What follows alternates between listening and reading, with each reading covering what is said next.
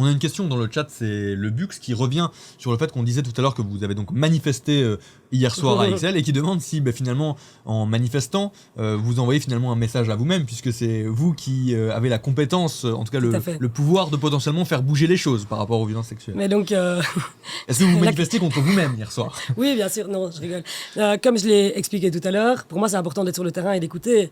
Et donc, s'il y a justement un message qui m'est adressé mais que je reste chez moi, alors je vois pas très bien comment je peux l'entendre. Et donc justement, c'est important d'aller sur place, d'écouter, de pouvoir aussi répondre à certaines questions qui sont complètement légitimes dans le chef et des victimes et des manifestantes qui sont en colère. Et donc ça, moi, c'est complètement ma manière de faire de la politique et pas de manifester contre moi-même. Et vous m'entendrez jamais dire « Ah, j'y étais en tant que citoyenne ». Parce que je ne suis pas du tout pour la confusion des rôles. À un moment, on a un mandat comme celui-ci, on l'assume pleinement.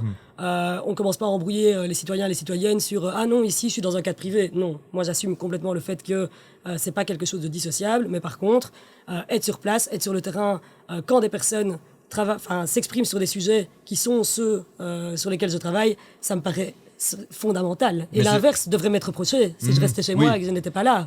Mais c'est vrai que participer à une manifestation, c'est pas non plus, ou en tout cas y assister, c'est pas un acte anodin, dans le sens où vous pourriez entendre les messages qui y sont portés sans pour autant aller directement sur le terrain ou par exemple recevoir une délégation. Mais en fait, je dis ça pour en savoir un peu plus aussi sur votre rôle et puis les valeurs aussi que vous défendez. Est-ce que vous êtes une secrétaire d'État, une femme politique et une militante aussi, presque une activiste, ou est-ce que vous êtes simplement une femme politique mais qui va simplement assister à une manifestation? Là-dessus, est-ce que vous clarifiez un peu votre rôle aussi, ou est-ce que... Comment vous situez en fait? Je suis très claire par rapport à mon rôle. Donc moi, j'ai des valeurs que je poursuis dans le cadre de mon mandat ici, mais comme j'ai aussi poursuivi ces valeurs en tant que parlementaire de l'opposition ou en tant que conseillère communale par avant ou en tant que militant dans les milieux environnementaux et autres. Et donc, à travers mon mandat, évidemment que je poursuis un projet de société inclusif où il n'y a plus de violence envers les femmes. C'est logique. Enfin, je veux dire, et je trouve que c'est aussi ça qui est reproché aux politiciens, c'est de ne pas avoir de colonne vertébrale politique, de ne pas savoir en fait où ils vont, de changer d'avis comme de chemise en fonction des sondages. Moi, c'est pas mon cas. Voilà, et donc ça, je crois que c'est aussi une manière de reconnecter la population, les citoyens, les citoyennes aux politiques. C'est en ayant des personnes qui croient en ce qu'ils font et qui sont aussi capables d'écouter. Quand je vois ce qui ressortait de la dernière enquête Bye Bye Démocratie, c'est vraiment effrayant ce qui en ressort. On sentait, c'est vrai qu'il y avait une déconnexion entre les citoyens, les médias et les politiques aussi parfois. Et j'entendais des gens dire, mais si seulement ils descendaient sur le terrain, en disant, les politiques, 2-3 fois par an pour écouter ce qu'on a à dire, mais moi, je rencontre des gens 4, 5, 6 fois par semaine, je suis sur le terrain, je vais rencontrer les travailleurs, les travailleuses dans les centres d'accueil des victimes. Enfin, voilà, c'est quelque chose qui nourrit mon travail, qui me permet d'être connecté aux enjeux et aux urgences. Et donc voilà, ça c'est clairement ma manière de faire. Et je pense qu'on a besoin de faire de la politique comme ça.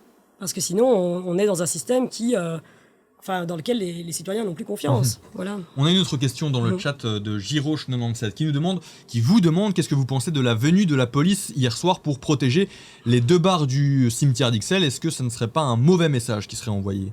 Une réponse par rapport à cette question. Ça, du coup, moi, j'y étais pas. Et donc, voilà, moi, je ne vais pas me prononcer sur ce qui s'est passé. C'est la compétence de la zone de police Bruxelles-Ixelles.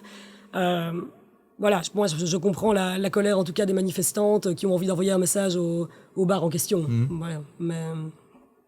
Est-ce que, alors pour revenir aussi sur le terrain politique et cette façon aussi de se reconnecter avec les citoyens, d'avoir de véritables valeurs et de les défendre, est-ce que c'est pas finalement frustrant pour du coup une femme politique comme vous qui affirmez avoir vos valeurs et défendre l'égalité des gens tout simplement et combattre aussi les violences sexuelles? Est-ce que c'est pas frustrant de faire partie d'un système politique qui parfois, dans l'imaginaire collectif, et c'est aussi parfois une réalité, est finalement très lent dans la mise en place de réponses et de mesures concrètes?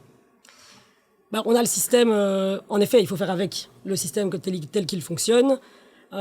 Maintenant, je vois qu'on m'appelle, mais je termine juste cette réponse-ci, puis je vais devoir vous laisser, vraiment désolée.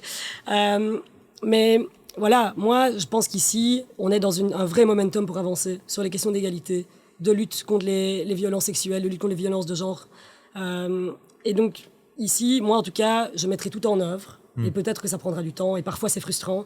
Mais en tout cas, j'observe qu'il y a des vrais leviers qui sont notamment présents dans l'accord de majorité. Donc ça aide pour avancer et faire changer les choses. Alors ça sera ça sera jamais suffisant pour éradiquer les inégalités. Mais voilà, moi je sens en tout cas que les choses bougent sur le terrain. On a plein de projets qui sont en cours et qui vont aboutir dans les prochaines semaines, mois et années.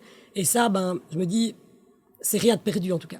C'est que ça va que dans le bon sens. Alors après, on aurait toujours envie de faire plus. Mais voilà, on fait avec les contraintes.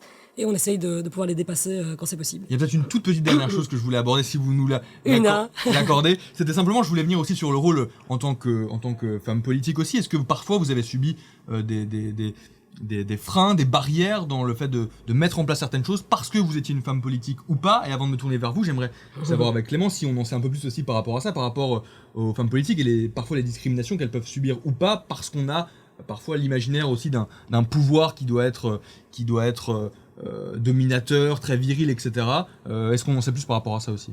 Bah oui, mais la sphère politique, effectivement, elle reste toujours très très masculine et les qualités qui sont mises en avant, c'est l'idée d'un grand tribun qui effectivement est très viril et doit faire le gros dos. Et oui, c'est des compétences qui sont assez valorisées. Donc la question, en plus d'avoir plus de femmes en politique, parce que effectivement dans les hauts postes, on n'en voit pas beaucoup. On a eu une seule première ministre, je veux dire.